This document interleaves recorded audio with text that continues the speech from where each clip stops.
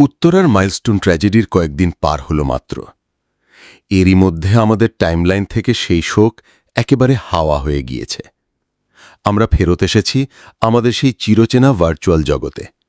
মিম, troll, রাজনীতি, আড্ডা, ঘোরাঘুরি, তর্কবিতর্ক, ব্যবসা, চাকরি, হাসাহাসি, কাদা ছোড়াছড়ি, বই, গ্লোবাল পলিটিক্স ইত্যাদি ইত্যাদি ইত্যাদি।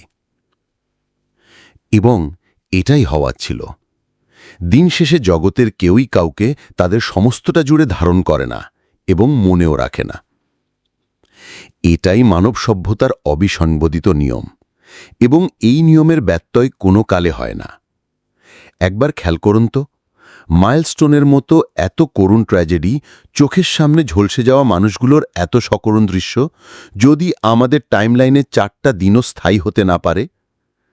আমি এবং আপনি, আমরা যারা অবশ্যই যদি আল্লাহ সেভাবেই তকদির রাখেন নিতান্ত সাধারণভাবে একদিন মারা যাব, অতি নিশ্চুপে, কোথাও কোনো সারা শব্দ ব্যতীতাই। আমাদের মৃত্যুর পর এই বায়বীয় জগতের কতজন মানুষ ঠিক কত সেকেন্ড আমাদের জন্য শোক অনুভব করবে? দিন শেষে এটাই আসলে বাস্তবতা।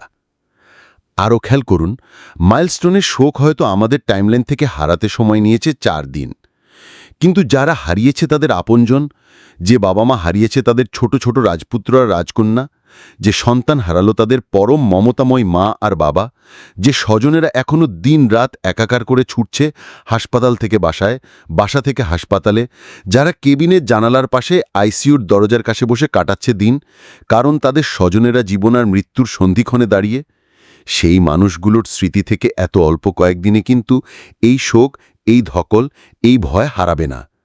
এই শোক ভুলতে তাদের কারো লাগবে 4 বছর, কারো 24, কিংবা কেউ সারা জীবনেও ভুলতে পারবে না। বলতে পারেন কারাই সব মানুষ? হ্যাঁ, তারা হলেন ট্র্যাজেডিতে ক্ষতিগ্রস্ত ওই সকল মানুষগুলোর পরিবারের সদস্য।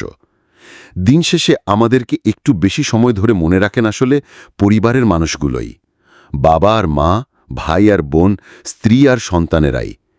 ব্যস্ততার দোহাই দিয়ে কখনো ভার্চুয়ালের বায়বীয় সম্পর্ক আর টানের কারণে আমরা আমাদের পরিবারের মানুষগুলোকে অবহেলা করি, কিন্তু দিন শেষে তারাই দীর্ঘ সময় ধরে পাশে থেকে যায়, হাসপাতালের বেডে হোক কিংবা হৃদয় গভীরে সুদীর্ঘ সময় মনে রাখার বেলায়।